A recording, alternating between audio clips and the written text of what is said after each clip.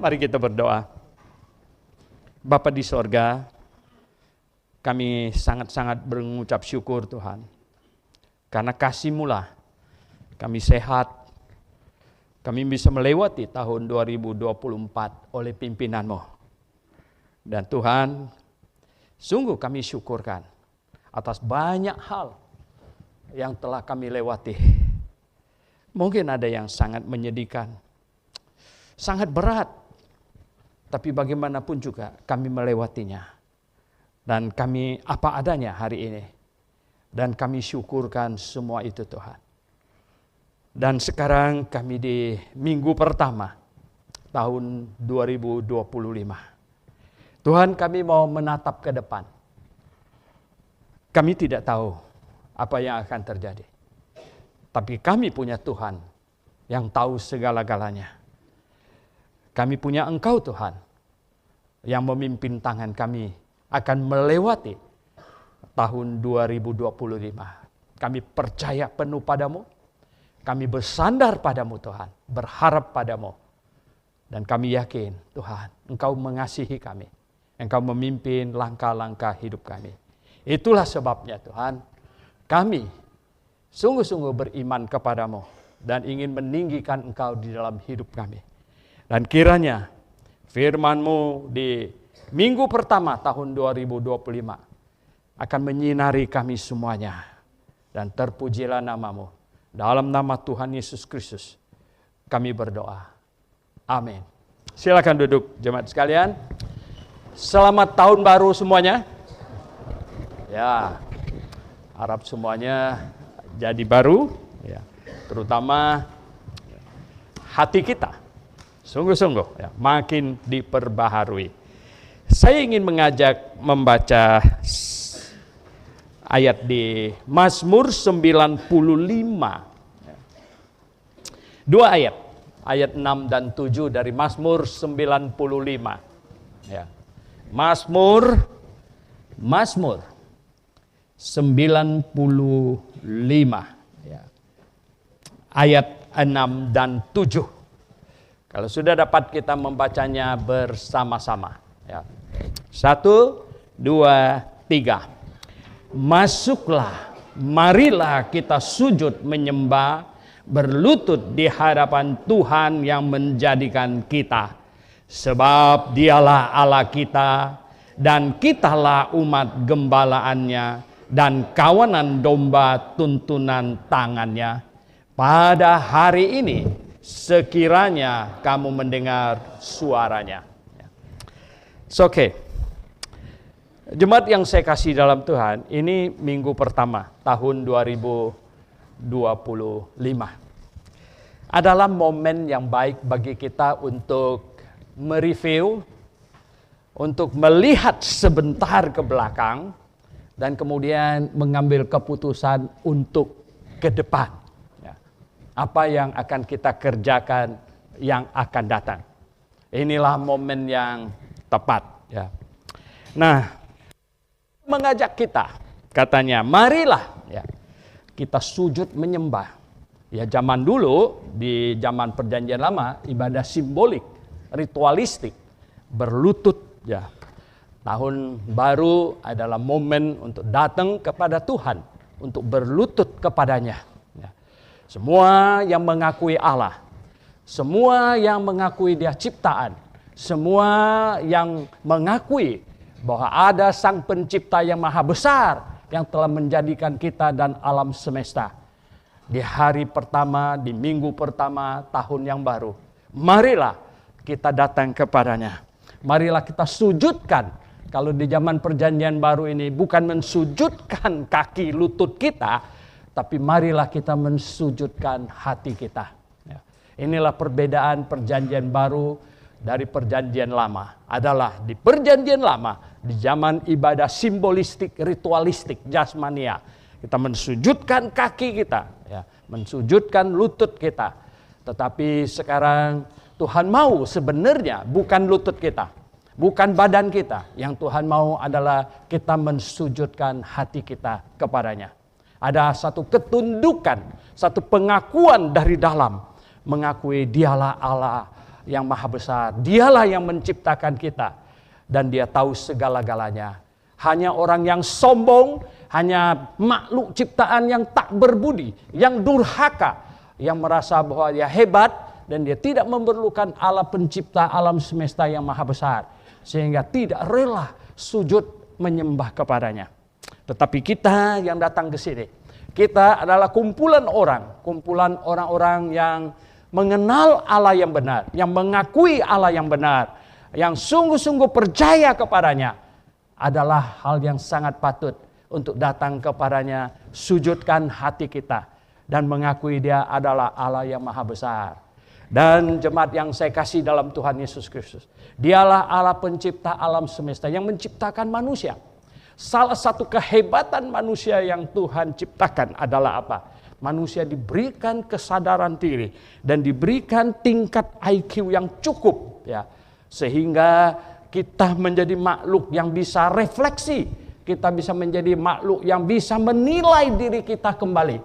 Saudara yang saya kasih dalam Tuhan, ya, makhluk yang lain, ya, binatang tidak bisa menilai dirinya sendiri, tidak bisa melihat dirinya sendiri, tidak bisa menyadari keadaan lingkungannya.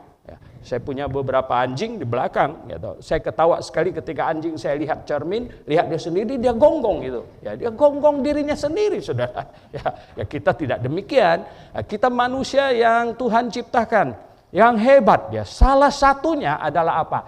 Kemampuan untuk menilai, saudara. Ada banyak sekali kemampuan manusia yang Tuhan berikan. Salah satunya adalah kemampuan untuk menilai. Nah, kemampuan bukan hanya untuk menilai orang lain, ya, menilai lingkungan, tapi salah satunya adalah apa? Kemampuan untuk menilai diri kita sendiri. Menilai diri kita sendiri, introspeksi diri kita sendiri. Oh, jemaat yang saya kasih dalam Tuhan Yesus Kristus, tahun 2024 sudah berlalu. Ya, tetapi ya, kalau Anda review kembali, ya, bagaimana tingkat kasih setiamu kepada Tuhan, ya. Bagaimana tingkat kedekatan kamu kepada Tuhan tahun 2024 yang sudah lalu. Apakah engkau cukup puas di dalamnya? Ya, kita tidak tahu. Ini saya tidak mengajak orang lain menilai orang lain di sekeliling Anda. Tidak, ya. Jangan menilai-nilai orang lain. Cobalah kita belajar menilai kita sendiri. Menilai kita sendiri. Apakah engkau cukup puas dengan keadaan dirimu? Ya, cukup puas. Apakah Anda sudah cukup puas dengan kasihmu kepada Tuhan? Apakah Anda sudah cukup puas kedekatan kamu kepada Tuhan tahun 2024 yang lalu itu? Nah, saudara yang saya kasih dalam Tuhan, ya, saya tadi di dalam doa berkata, tahun 2024 ya ada banyak peristiwa kita sudah alami, ya, dan semuanya sesungguhnya bisa kita jadikan pelajaran. Ya, semuanya bisa jadikan pelajaran. Ya. Bagaimana sikap kita kepada Tuhan? Tadi itu adalah yang paling pertama, nomor satu. Ya. Sikap kita kepada Tuhan sudah benar atau belum? Gitu. Barulah mungkin kita turunkan satu grade ke bawah, dan sikap kita terhadap sesama manusia. Sikap kita terhadap sesama manusia, bagaimana keadaannya? Ya. Apakah engkau baik? Ya. Apakah ada refleksi yang hebat dari sikap kita kepada Tuhan, dari pengenalan kita kepada Tuhan menjadi aplikasinya kepada manusia? Aplikasinya. Wah, hebat sekali saudara yang saya kasih dalam tadi pagi, tahu nggak? Ya, secara tidak sengaja di meja makan, ya, saya mendengar seorang ustadz khotbah. Oh, hebat sekali khotbahnya, saudara. Saya bilang sama Simo, ya, ini saya bilang kalau bukan masalah doktrin keselamatan, kalau mau khotbah tentang kehidupan sehari-hari, kita boleh dengar khotbah ustadz dan khotbah biksu, saya bilang. Ya, karena khotbahnya mereka hebat-hebat juga, saudara. Ya, hebat-hebat juga, ya. Wah, dia bilang, dia hanya menguraikan, ya, katanya, insya Allah katanya. Itu satu kata saja katanya. Ya, jadi terserah kepada Tuhan. Wah, apa kita sudah insya Allah katanya, semuanya itu hebat sekali, saudara, ya. Luar biasa, saya bilang, ini penguraiannya ini hebat sekali. Nah, jadi kita ini manusia yang bisa menilai diri kita sendiri. Bisa menilai diri kita. Sikap kita kepada Tuhan nomor satu. Sikap kita kepada Tuhan. Dan jikalau sikap kita kepada Tuhan benar dan kepada Tuhan yang benar gitu ya, dengan pemahaman pengertian yang benar ya toh, itu akan terrefleksi kepada sikap kita kepada manusia. Ya. Kepada sikap kita kepada manusia. Ya, itu otomatis. Nah, ketika sikap kita kepada Tuhan benar dan Tuhan yang kita sikap itu benar, refleksi dan sikap kita kepada manusia jadi benar, barulah every other things, semua hal yang lain baru akan terkoordinasi, terharmonisasi. Ya. Saya kaget ketika teman-teman saya berkumpul menceritakan tentang keadaan teman saya yang satu. Yang dimana waktu kami muda, kami begitu giat ke gereja. Kami begitu giat. Nyanyi sama-sama segala macam. Ya. Dan ternyata hidupnya kacau balau. Sedih mendengarnya. Start dari apa? Sikap kepada Tuhan tidak benar. Sikap kepada Tuhan tidak benar. Ya. Dapat pasangan yang tidak seiman. Ya. Saya baru dengar. Katanya sudah lama, sudah lebih 10 tahun. Satu tidur di lantai 2, satu tidur di lantai bawah. Hah? Berapa kali mau cerai? Hah? Kenapa jadi begini? Dan efek sampingnya, anak-anaknya 2 gay. Ya.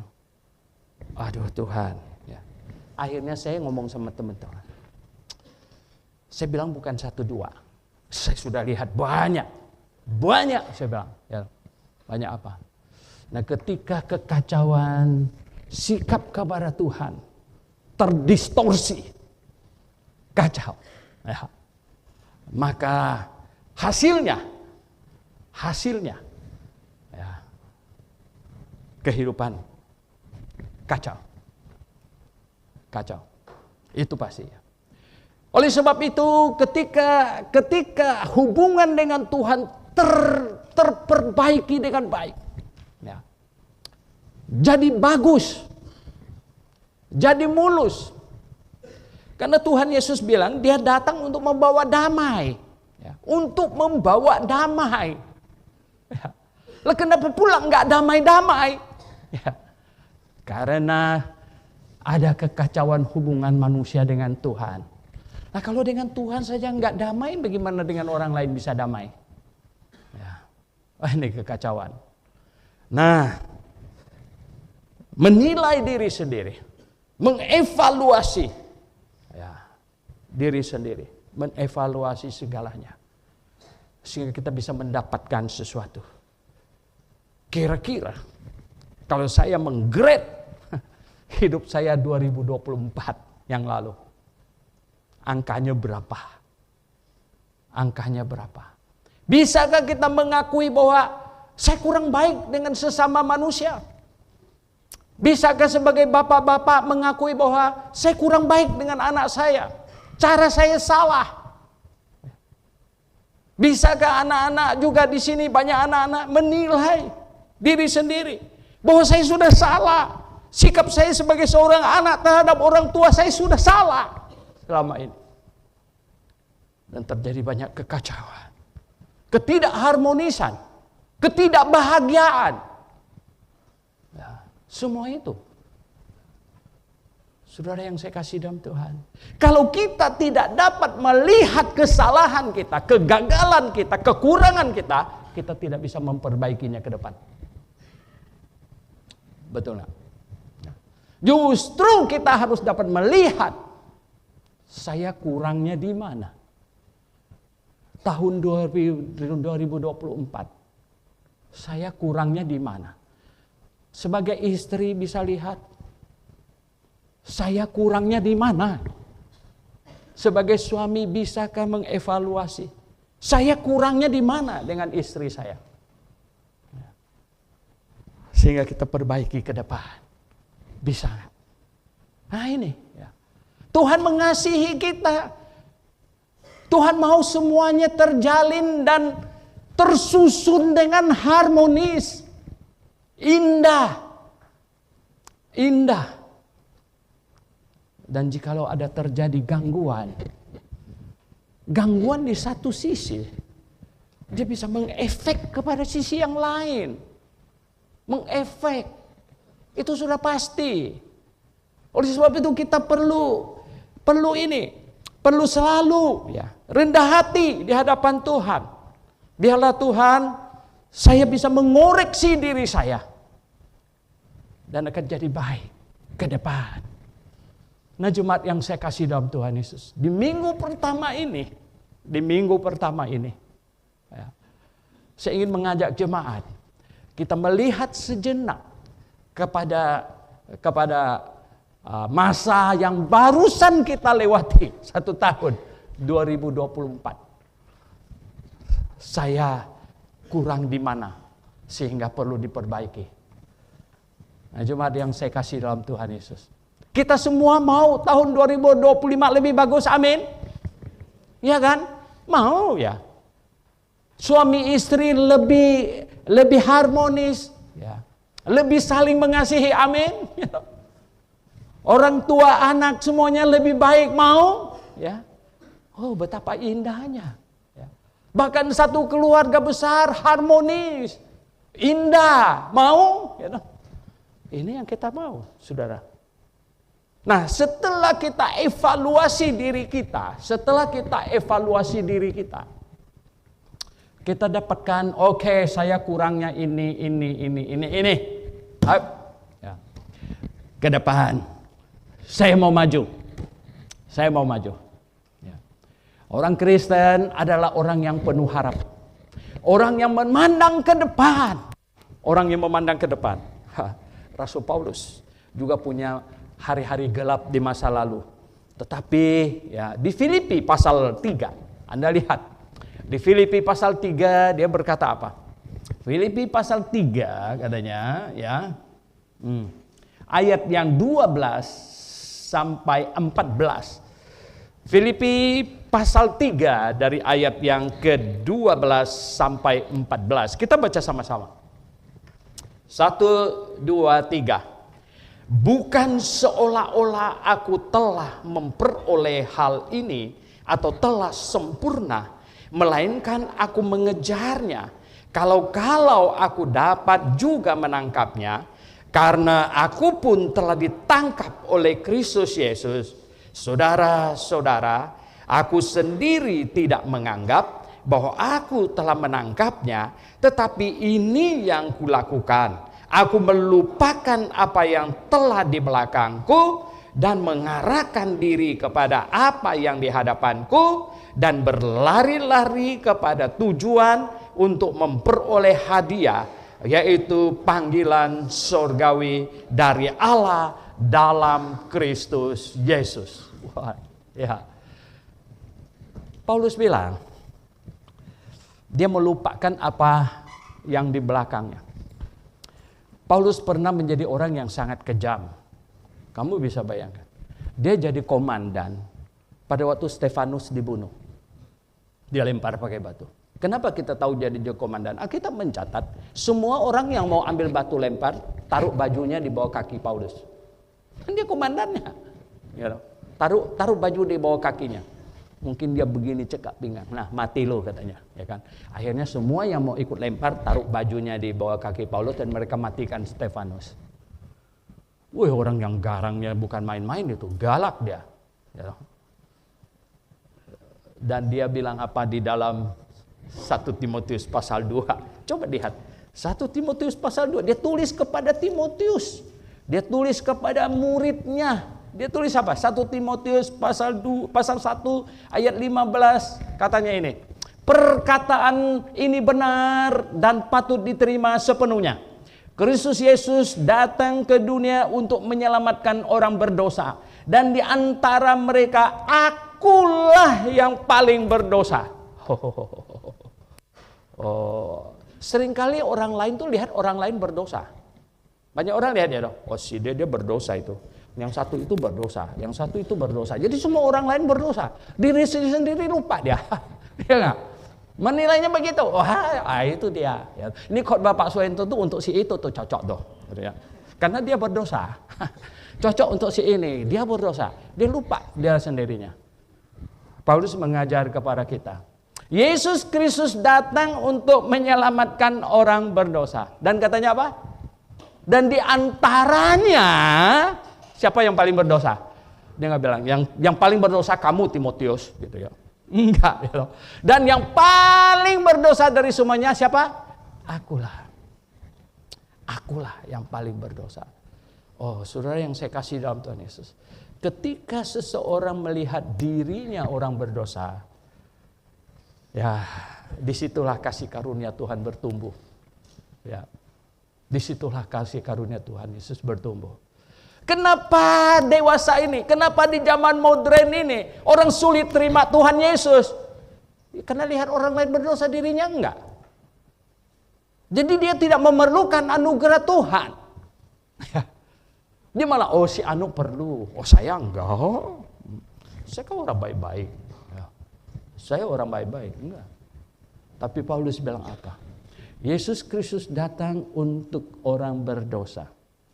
Dan yang paling berdosa akulah. Wah, hebat sekali saudara. Hebat. Nah saudara yang saya kasih dalam. Tadi poin nomor 1 saya ajak untuk lihat ke belakang. Lihat ke belakang. Sekarang kita di minggu pertama tahun 2025. Mari kita ke depan. Melupakan apa yang di belakangku. Lupakanlah tahun 2024 yang kurang baik. Mungkin ada. Kalau yang baik kita syukurkan, ya kurang baik kita, oh ya, kita tarik pelajaran. Tarik pelajaran. Di dalam kehidupan ini penuh pelajaran, saudara yang saya kasih dalam Tuhan. Ya, penuh pelajaran. Kegagalan itu adalah kemajuan yang tertunda. Asal kita dapat menjadikannya pelajaran. Ya. Wah, saya ditipu orang sampai puas-puasnya. Ya, benar. Ya. Ditipu oleh orang yang nggak percaya Tuhan, larikan duit waktu dulu sebelum jadi hamba Tuhan. Sudah jadi hamba Tuhan berkali-kali ditipu orang. Dulu saya masih gembala yang lama itu, tahu nggak apa?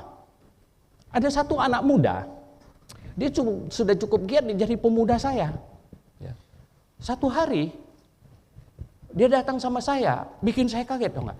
Dia ambil bola matanya keluar dia. Hah? Saya bilang, kok matanya bisa dikeluarin? Ternyata itu mata palsu.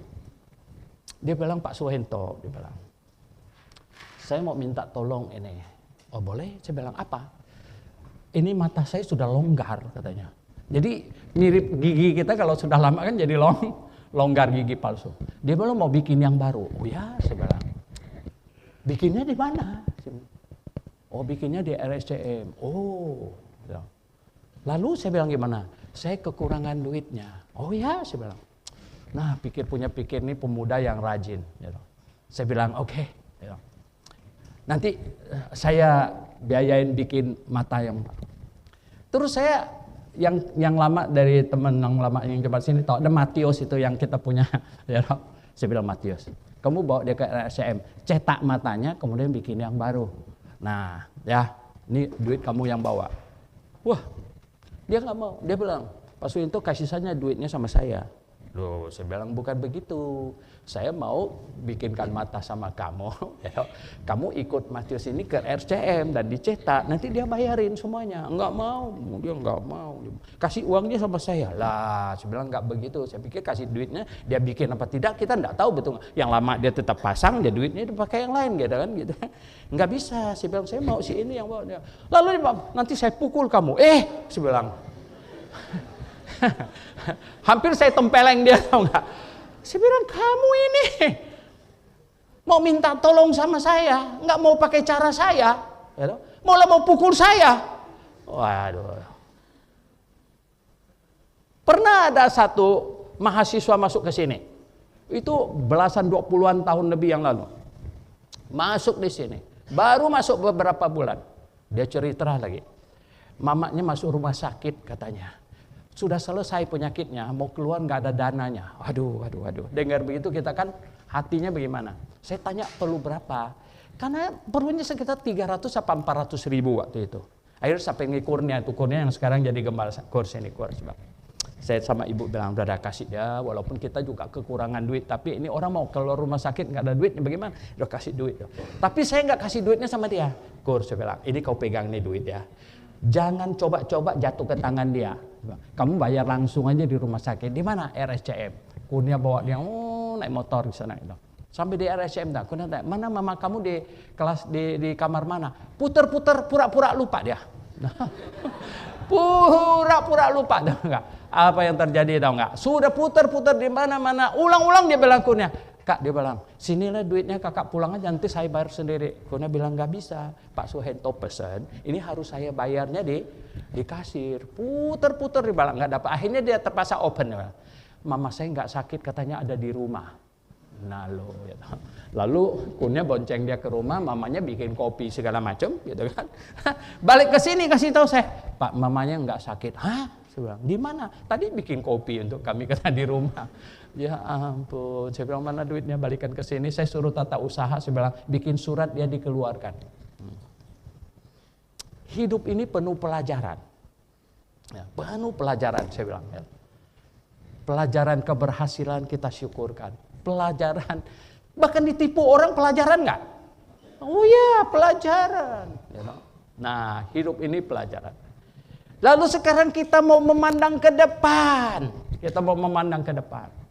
Mana ke depan? Kata Rasul Paulus, dia belajar dari pelajarannya. Dan Yesus Kristus datang menyelamatkan orang berdosa dan akulah yang paling berdosa. Bayangkan, akulah yang paling berdosa. Nah sekarang kita mau maju ke depan. 2025. Siapakah yang cukup sombong untuk berkata bahwa saya tidak perlu Tuhan? Hah? Wow. Siapakah? Nah oleh sebab itu kita perlu Tuhan. Nomor 1. Kita harus pastikan apapun yang terjadi kita pasti masuk surga. Amin nggak? Hah? Ini dulu yang paling utama, betul nggak? Ya loh. Karena apa? Hah. Coba Anda search di Google berapa orang mati ganti tahun. Mati itu gampang, betul nggak? Mati itu gampang. Ya. Sekali pesawat Korea jatuh 179 orang kalau salah. Mati total. Ya. Segera ya. Mati. Dan banyak kecelakaan ya. Mati ya. Nah saudara yang saya kasih dalam Tuhan, pastikan tahun 2025 apapun yang terjadi, yang paling buruk dari semuanya ya mati kan ya. Dan kita pasti masuk surga. Nah bagaimana kita pastikan ini? Bagaimana pastikan? Alkitab kasih tahu, satu-satunya jaminan keselamatan kita adalah di dalam Yesus. Kenapa percaya Yesus bisa masuk surga? Percaya aja yang lain. Karena satu-satunya jalan ke surga itu cuma Yesus. Nah kenapa bisa satu-satunya? Wah menyinggung perasaan orang lain. Enggak, itu kata Alkitab. Bukan kata saya. Kata Tuhan Yesus, akulah jalan dan kebenaran dan hidup. Tidak ada seorang pun sampai kepada Bapa kalau tidak melalui aku. Jalannya tuh satu, bukan dua, apalagi 3, 4, 5, bukan. Jalannya cuma satu. Lah kenapa? Karena sebenarnya start awalnya manusia berdosa. Manusia berdosa nggak bisa ke surga. Kalau dosanya selesai baru bisa ke surga. Nah gimana dosa diselesaikan? Dosa diselesaikan menurut Alkitab cuma satu. Dosa itu dihukum baru bisa selesai. Kalau tidak dihukum tidak bisa. Tidak bisa. Dosa selesai kalau dosa itu dihukum baru bisa selesai. Tidak dihukum tidak selesai. Maka itu semua jalan ke surga yang diciptakan oleh manusia, berbuat baiklah, rajin inilah, rajin itulah, nggak bisa. Nggak bisa. Karena dosa harus selesai. Lalu dosa diselesaikan dengan apa? Dengan dipencet. Dihampakan diri, ya kan? Masuk ke dalam gua bertapa. Ya saat itu badannya nggak berdosa kan di dalam gua, betul. Tapi bagaimana dosanya yang sebelum masuk ke gua? Ya toh? Dan pikirannya bagaimana? Ya enggak? Pikiran ini di dalam gua masih mikir-mikir di luar sono. Nggak bisa. Manusia tidak bisa menyelesaikan dosanya. Nggak bisa dihampakan, nggak bisa. Nah lalu gimana? Sebenarnya tidak ada jawaban. Ya, dosa harus selesai. Oleh sebab itu suku bangsa semuanya ada yang putus asa. Ya putus asa. Ya udahlah kita masuk neraka. Orang Tionghoa punya budaya sebenarnya pasti masuk neraka. Katanya apa? Pergi kemana? Jimkian, Incheng. Pergi ke tempat yang gelap. Gelap. Ya toh. Waktu saya kecil di Sintang, kalau ada yang meninggal tuh masih ribut. Terus masuk ke dalam peti, saya lihat apa tuh, Pak? Tangan kirinya ada pegang nasi. Tangan kanannya disuruh pegang pentungan. Saya tanya, kenapa dikasih nasi di tangan kirinya? Kok dikasih pentungan di tangan kanannya? Katanya, nanti masuk ke Jimken itu ada anjing galak.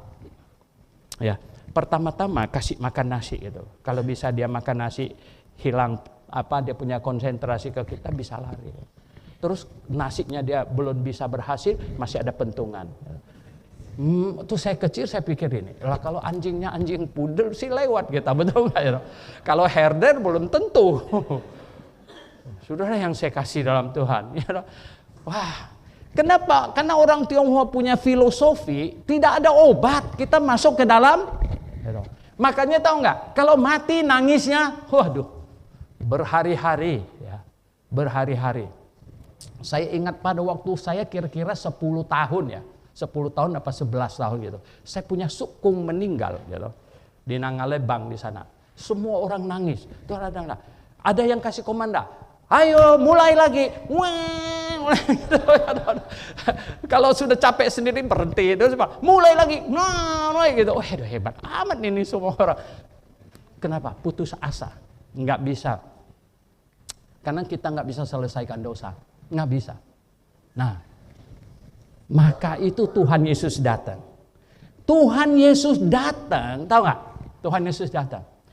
Di Taman Getsemani itu dia masih doa 3 kali. Bapa, sekiranya cawan ini bisa berlalu, biarlah.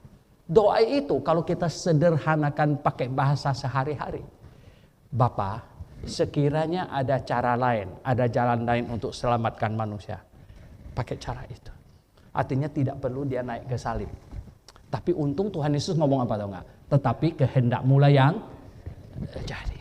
Tidak ada cara lain. Dia harus naik ke salib. Dia disalibkan untuk menanggung dosa seisi dunia. Seisi dunia.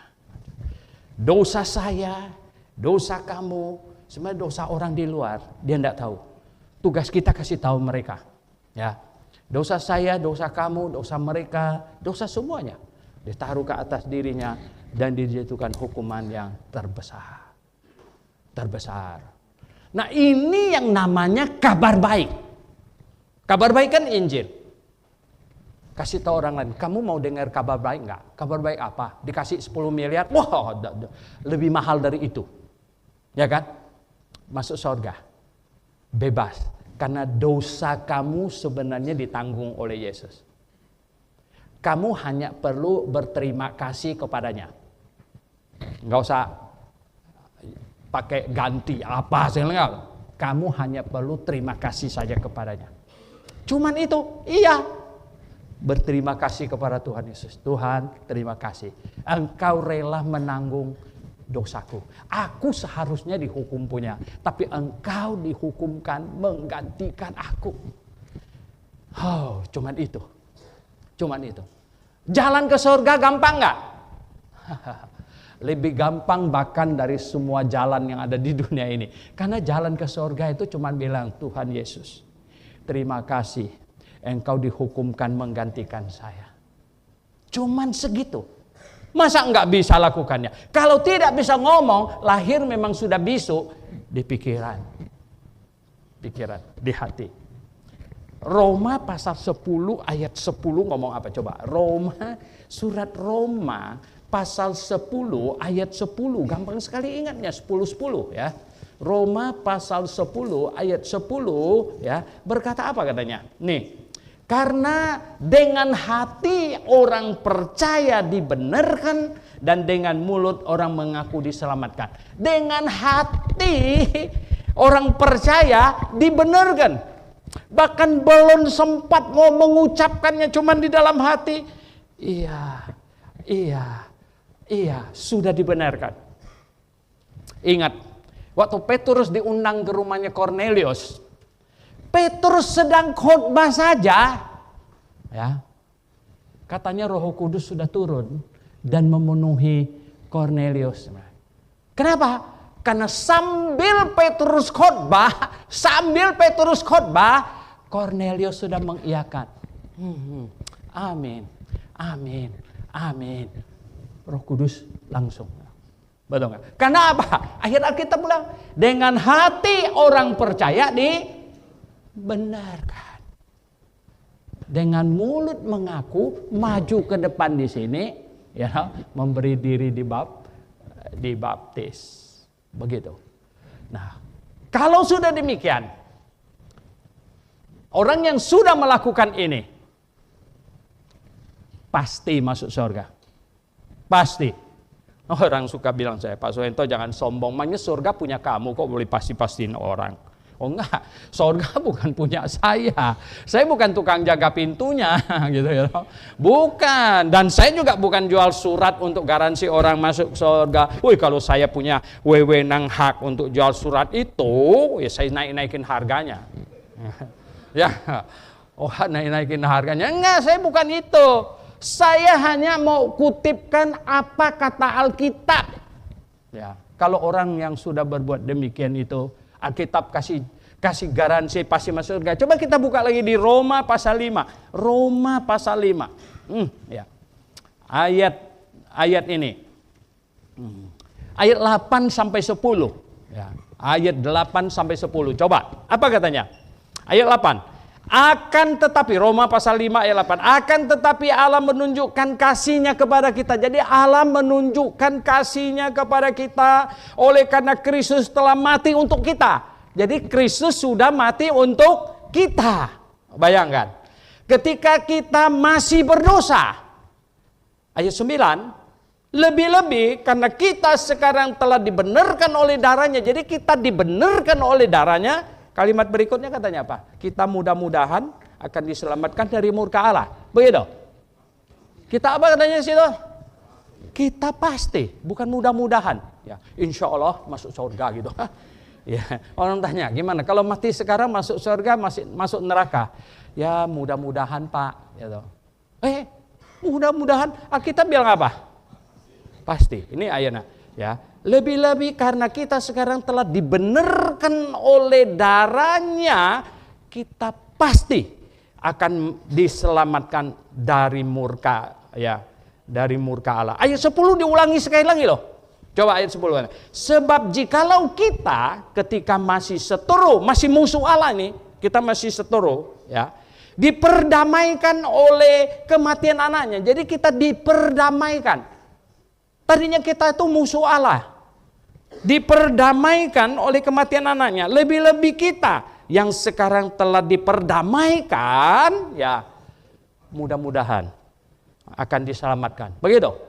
Apa di sini? Pasti katanya. Ini katanya pasti. Pasti akan diselamatkan oleh hidupnya. Pasti. Bukan mudah-mudahan, pasti. Nah, Bapak Ibu yang saya kasih dalam Tuhan Yesus. Ya. Kita memasuki tahun 2025.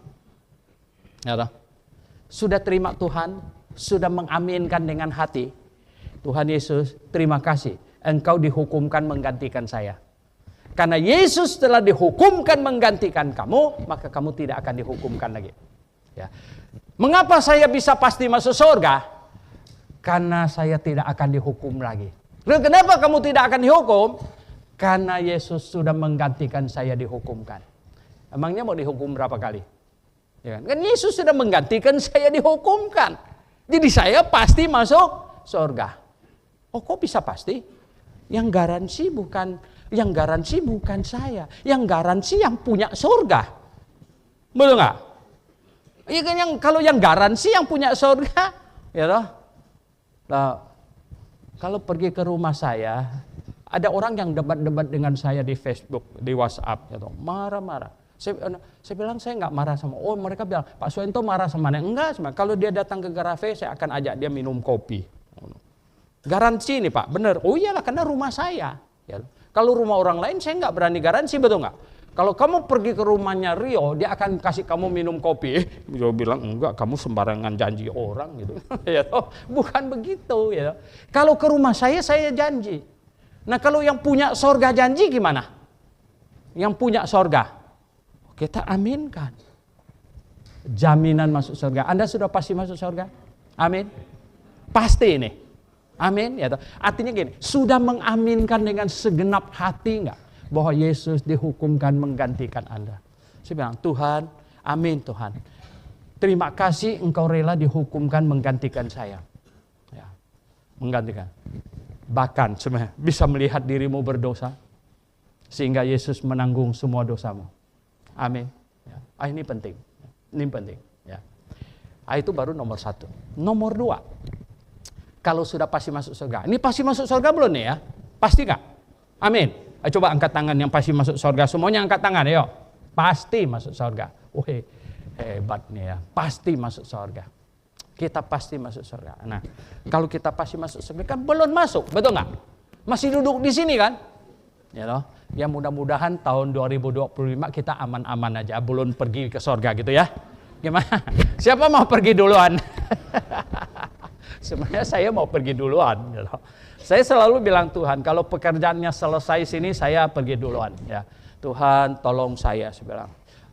Ini Herina tadi pagi lihat kasih Pak Timotius ada check-up di puskesmas, salah satunya check-up kanker gitu. Saya dalam hati aja nggak berani ngomong, Tuhan, saya nggak akan kena kanker kan Tuhan, gitu. Tahu nggak apa? Karena saya sudah minta Tuhan, gitu. Kalau saya mau mati, yang gampang-gampang aja Tuhan, gampang-gampang aja gitu ya. Ya, matinya gampang-gampangnya. Kalau bisa lagi duduk gitu ngek gitu. Itu paling bagus gitu ya enggak?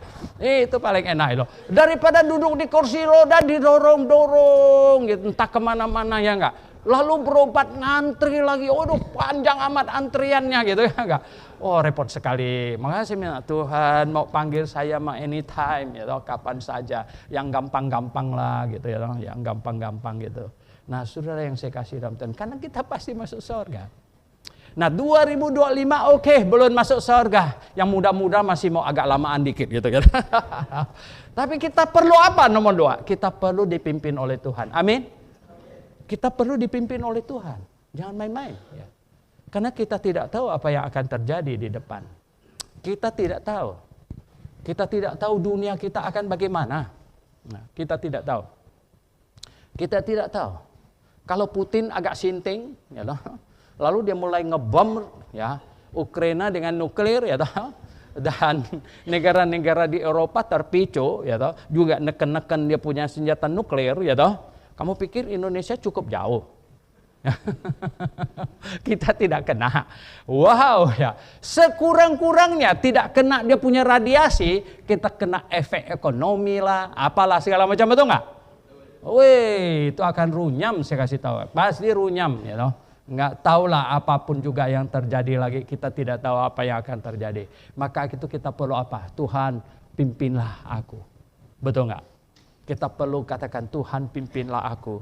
Nah ketika kita mau Tuhan pimpin kita, Tuhan mau pimpin kita, kamu mau Tuhan pimpin kamu, pimpin pakai apa?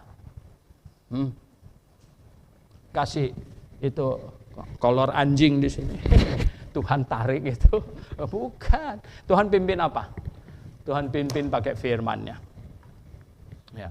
Tuhan pimpin pakai firman-Nya. Itulah sebabnya kita pelajari firman Tuhan. Kita pelajari firman Tuhan. Tuhan pimpin kita. Nah, pelajari firman Tuhan. Walau kekristenan di muka bumi sekarang ini menurut Google 45.000 denominasi. Bukan 45 denominasi loh. Bukan 450 denominasi loh. Bukan 4.500 denominasi loh. Berapa? 45.000 denominasi. Orang tanya sama saya, Pak Suhento, Alkitabnya satu, kenapa bisa muncul begitu banyak? Saya jawabnya, Alkitabnya satu, kepalanya banyak. Betul nggak? Kepalanya banyak. Ya. Karena Alkitabnya satu, kepalanya banyak, makanya muncul begitu banyak penafsiran, pengajaran. Ya. Maka itu, dengar baik-baik. Ya. Saya syukurkan atas dua hal. Pertama yang tadi, pasti masuk surga, selamat. Nomor dua, ya. Tuhan tolong saya, pimpin saya ketemu guru yang benar.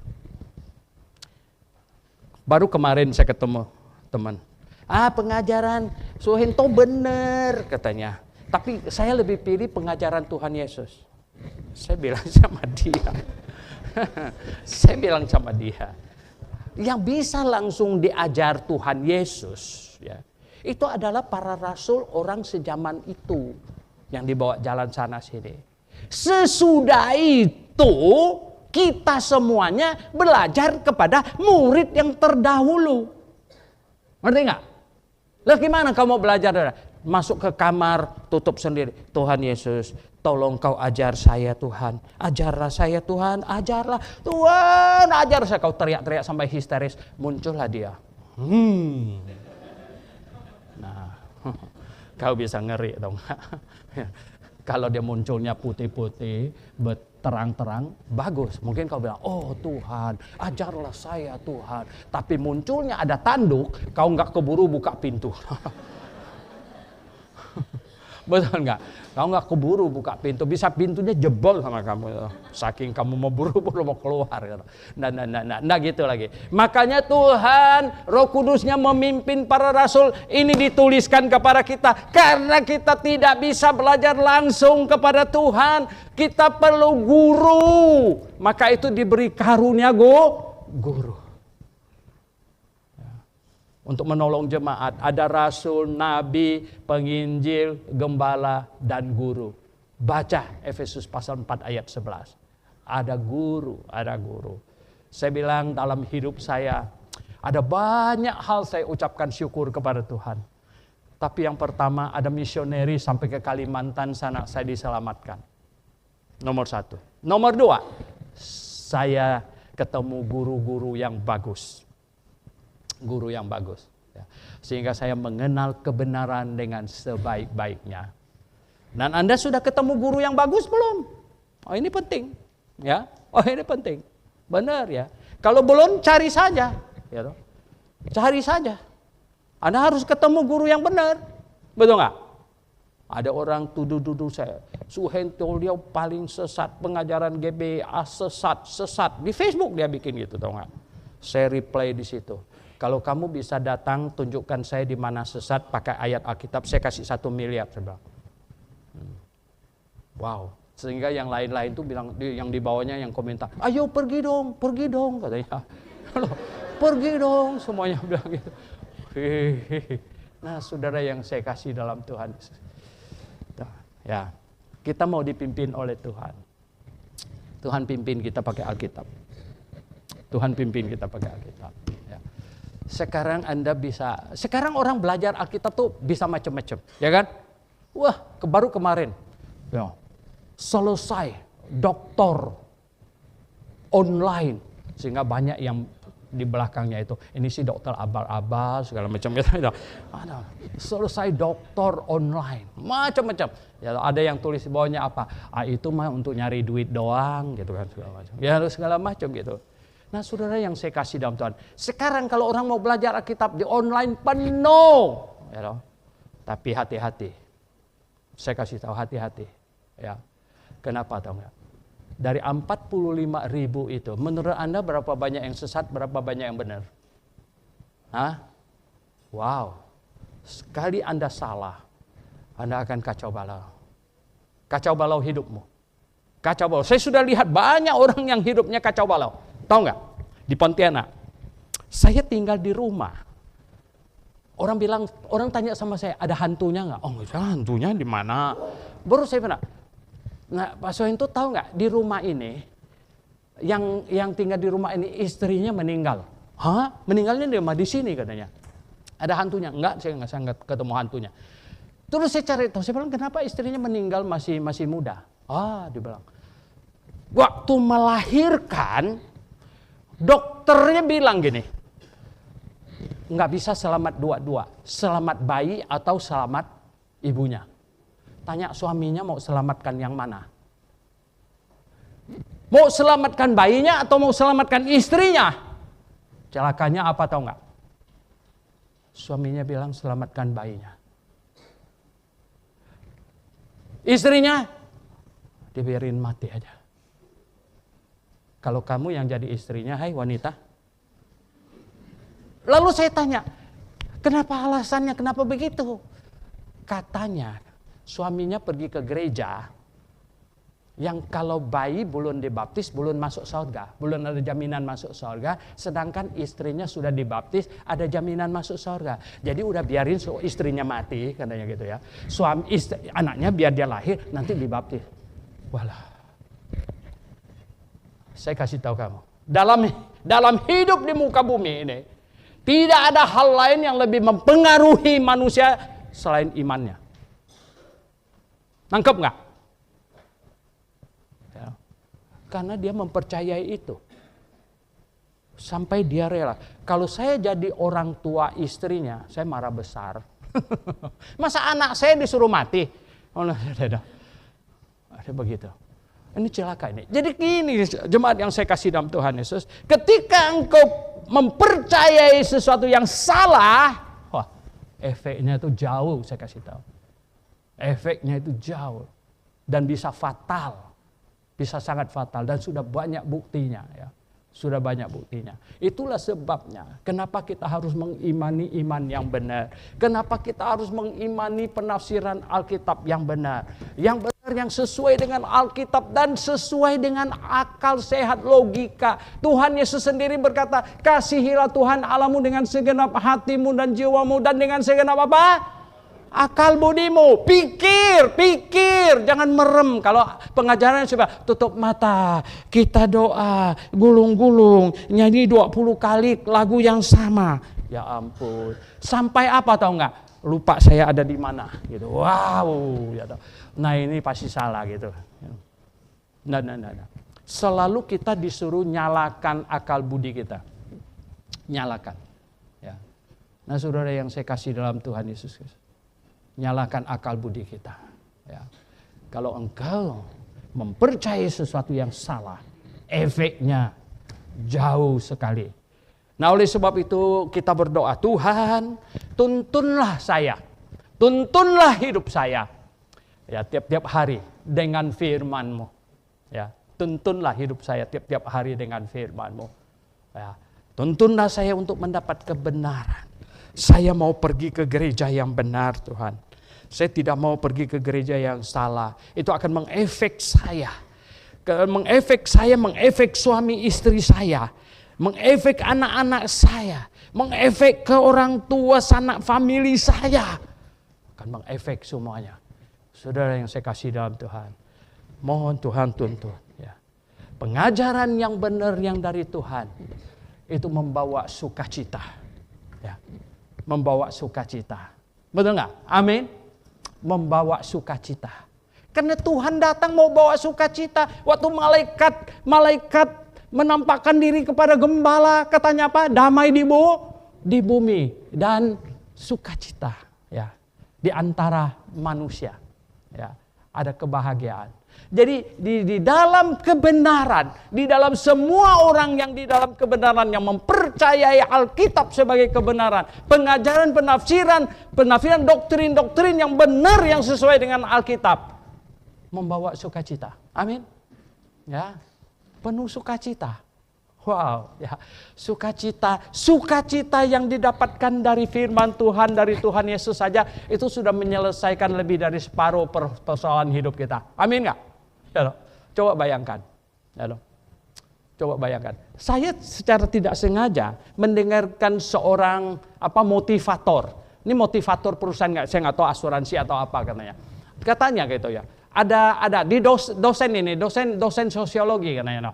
Suruh mahasiswanya apa? Coba tes hari ini katanya. Kamu cukup senyum sama 3 orang. Akhirnya dia keluar. Ketemu orang, gitu ya. Senyum sama 3 orang. Ternyata efeknya besar sekali katanya. Ya. Efeknya untuk yang bersangkutan, ya, dan efeknya terhadap orang lain. Wow. Padahal senyum itu gampang, betul nggak? Senyum itu gampang, gitu. Ini saya kan sudah ulang-ulang suruh praktekkan. Kalau ada orang datang, orang baru, diapain? Agustina bilang, disenyumin. Iya, disenyumin. Kasih salam, disenyumin. Efeknya besar, ya. Saudara yang saya kasih dalam Tuhan. Kita mau dituntun. Kita sudah diselamatkan. Pasti, amin. Nomor 2, kita dituntun oleh Tuhan. Kita mohon Tuhan tuntun kita pakai firman-Nya. Pakai firman-Nya. Ya. Dan Anda, ya, firman-Nya disampaikan di mana? Gereja yang benar. Anda sudah dapat gereja yang benar? Kalau belum, cari. Betul? Ya. Saya selalu, cuma di Grafe yang sebelah. Anda silakan cari gereja yang lebih benar dari Grafe. Kalau sudah ketemu, kasih tahu saya. Saya ikut pindah sama kamu. Ya. Itu. Kenapa dong? Karena gereja yang benar sangat besar efeknya juga kepada kita semuanya. Sangat besar. Ya. Firman-Nya, ya. Pertama-tama lahir baru. Kedua, kita dituntun firman Tuhan. Ketiga, kita harus berjemaat di gereja yang benar. Tahun 2025, kiranya ini akan menjadi pedoman kita. Ini minggu pertama. Amin jemaat sekalian. Oke, kita berdoa. Nah.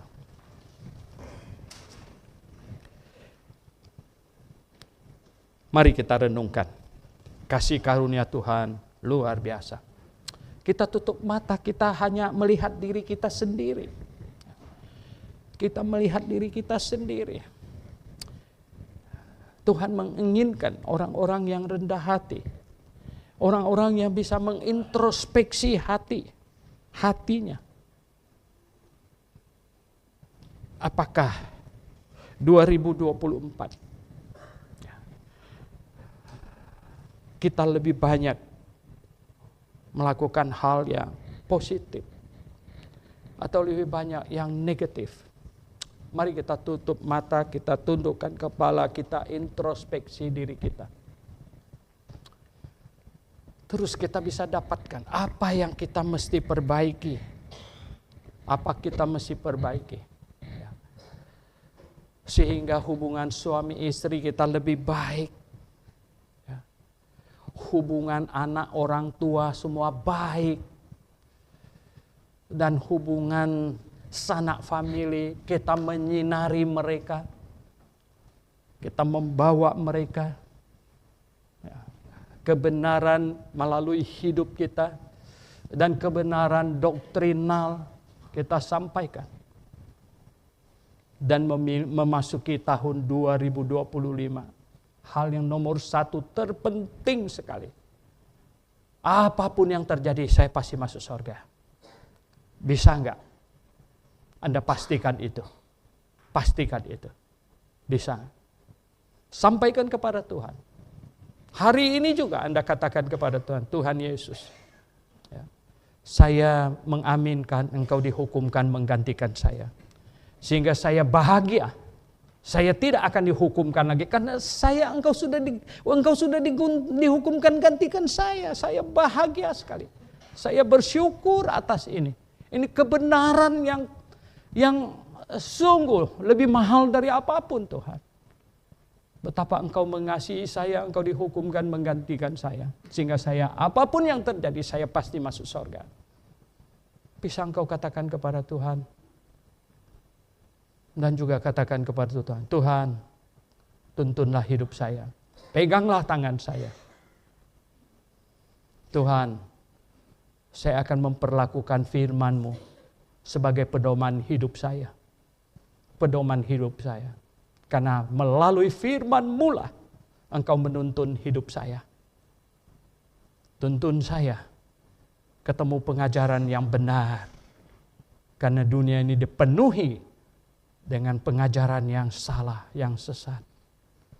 Katakan kepada Tuhan, Engkau cinta kebenaran. Cinta kebenaran. Engkau mengejar kebenaran. Dan sampaikan kepada Tuhan,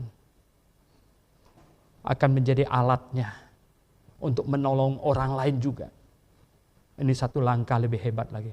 Tuhan, pakai saya untuk menjadi alat-Mu. Pakai saya untuk menjadi alat-Mu. Bapa di surga, terima kasih untuk kasih setia-Mu. Kiranya Roh Kudus menolong kami semua.